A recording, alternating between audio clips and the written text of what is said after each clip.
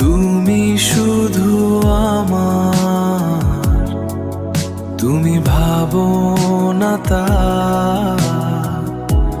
বেঈমান কেন হলে? আমি তো সুখে নেই, তুমি কি আছো সুখে? আমি শুধু ভাবি তোমায়, তুমি তো ভাবো না আমায়। সারাদিন শুধু ভাবে তোমায় মন, পাবো কি তোমার দেখা? কতদিন দেখি না তোমায়, মন বলে শুধু তুমি।